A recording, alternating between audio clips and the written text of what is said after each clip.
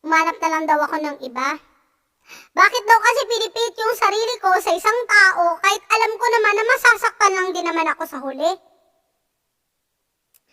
Sa huli pa naman yun eh. Okay lang.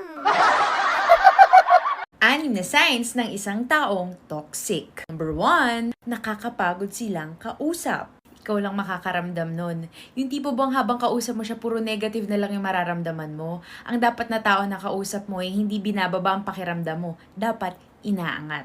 Number 2, para sila nakikipagkumpetensya sa'yo palagi. Mga competitive, yung feeling niya na palagi may karera na siya yung dapat na nauuna. Number 3, lagi na lang silang humahanap ng mapupuna sa'yo. Yung mga judgmental o yung mga utak talangka na imbis na tulungan kang umangat, hihilain ka pa pababa. Number 4, hindi ka nila sinusuportahan. Nag-a-apply to mainly sa mga tao na akala mong dapat na tumutulong sa'yo pero hindi.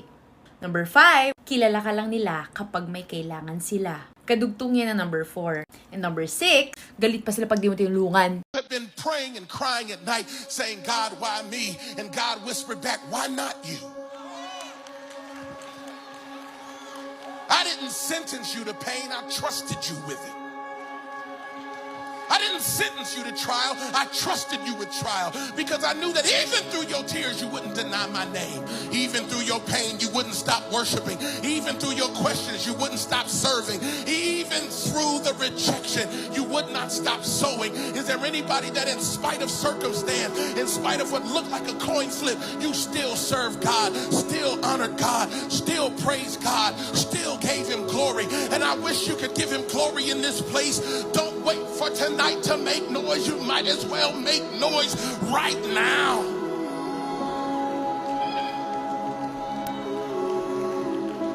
Woo! Tell somebody it's game time. No, some of y'all.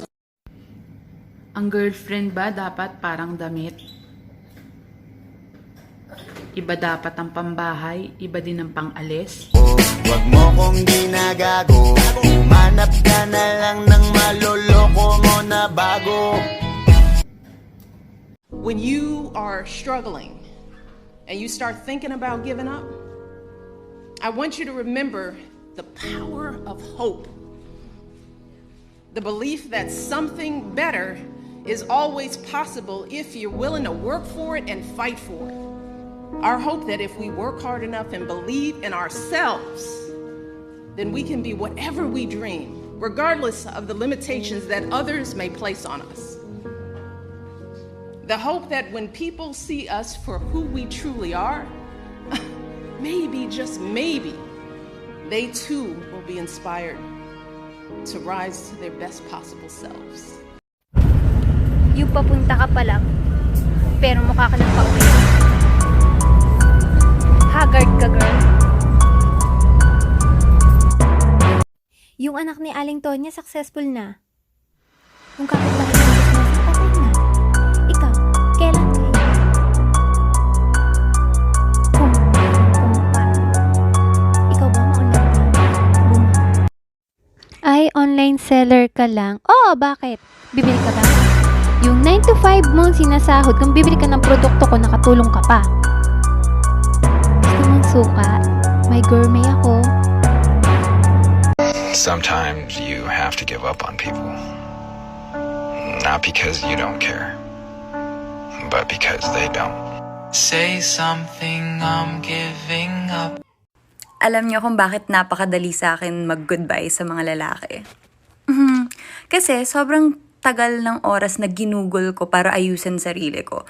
As in, grabe talaga yung self-improvement na naganap na dami kong binasang libro, dami kong podcast na pinakinggan, dami kong in-exercise, ang dami kong tinrabaho para talaga ma-achieve yung gandang level ng kumpiyansa sa sarili. Tapos, kung sasayangan ko lang yun sa maling tao, ayoko, diba? So, I think the best way para madaling tsumupi sa mga maling tao, ayusin lang yung sarili mo. Pagka naging advocate ka ng sarili mo, pag ikaw yung best friend mo, di ba pag best friend mo, tapos may maling tao para sa best friend mo, ang dali sabihin, alas, ayoko yan para sa'yo. Di ba ang dali? If yung sarili mo, best friend mo din, kayang-kaya mo yan. Galante ang mga Hapon! Lalo na pag na-Phil Collins nila kayo, oy. Ang mga datong, ang mga anda, Gibsong ng Gibsong. Nako, ito talagang pinaka-jackpot sa lahat, ha? Makinig kayo. Pag nadyunakang ka, iyon na ang pera. O, kayo, kamusta ba mga buhay-buhay nyo rito, mga bakla? Ano?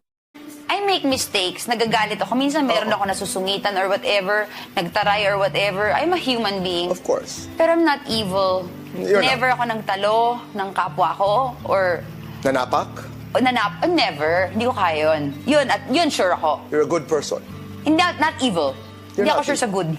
I'm sure that you're a good.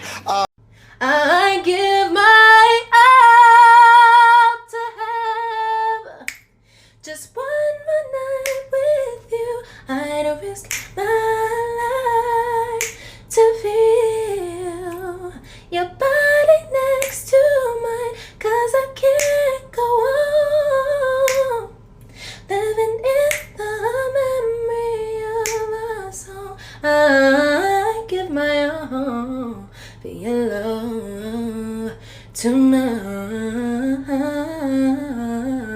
Give my all for your love tonight.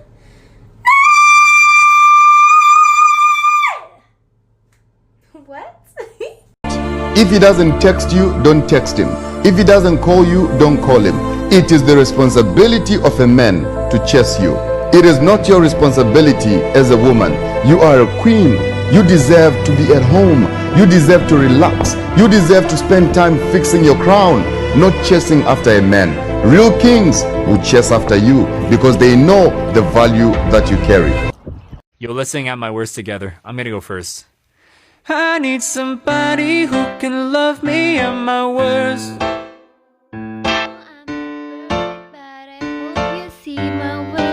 Cause it's only you, nobody knew I put you first.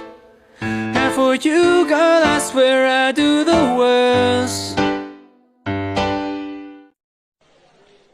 Do you have any experience? No, sir, I have no experience, but I'm a big fan of money. I like it. I use it. I have a little. I keep it in a jar on top of my refrigerator. I'd like to put more in that jar. That's where you come in. If a guy comes and asks you out and you're a young woman, please never be a sucker for love at the expense of your time. Ask a guy, what's your plan? For when? How long? With what? By who? Do you have a plan? You don't. I'm sorry. If he says to you, you are putting pressure for me to get married, the fact that you think it's pressure means you have no direction.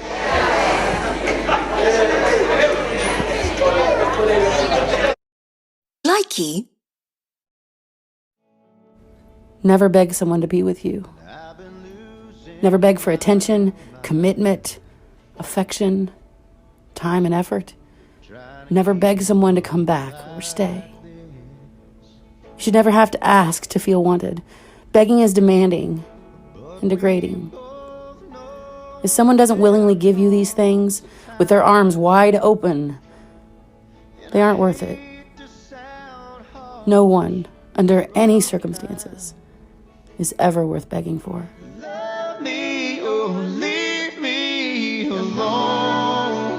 What was life before Ryan? Oh my gosh! Gusto ko yun. Wala yata masyadong araw na alam ko ang nangyayari sa akin. Pero enjoy ko siya. But I was a very responsible person. Okay. Malalasing ako. Pagkatapos ng work, kahit anong oras yan, iinom ako, darating ako sa trabaho may hangover, tatapusin ko yung ginagawa ko nang wala akong hinahasel. Responsible manginginom, in other words. What do you think is the most important thing in a relationship? Money. Money? I said love. Are you deaf? You are bold.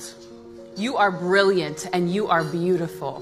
There is no other woman like you because you are your own kind of woman. These are the affirmations that I give myself every morning to remind myself of who I am, to remind myself of what I've overcome, to remind myself of my worth. Never let anybody tell you no. Never let anybody tell you you can't. I have achieved and I am still achieving what was seemingly impossible.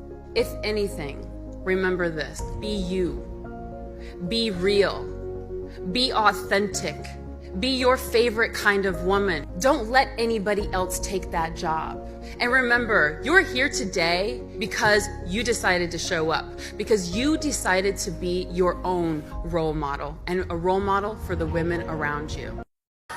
Paano mo malalaman kung may tanga sa sabungan? Paano? Pag may nagdala ng bibe. Paano mo malalaman pag may mas tanga pa sa sabungan? Paano? Pag may pumusta sa bibe. Paano mo malalaman kung may sindikato sa sabungan? Paano? Pag nanalo yung bibe. Galing yan. Sometimes, God will destroy our plans when He sees that our plans are going to destroy us. Do you get it? Have you ever planned your life and then realizing lahat ng plano mo hindi natuloy?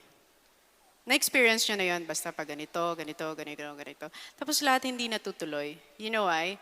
Because God sees, probably knows, or He doesn't probably, but He knows that what you're planning for yourself is going to eventually destroy you.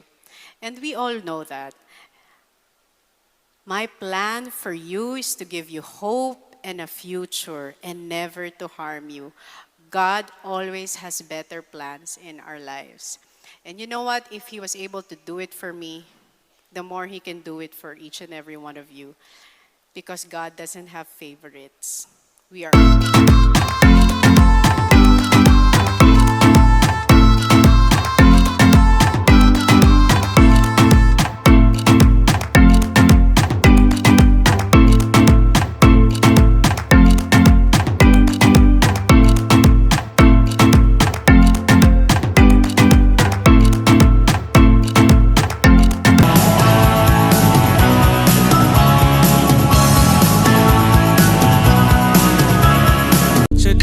Baby, get you and me. It's time to boss up. Fix your credit, girl, get at it. Get your bag up. Hit that gym and get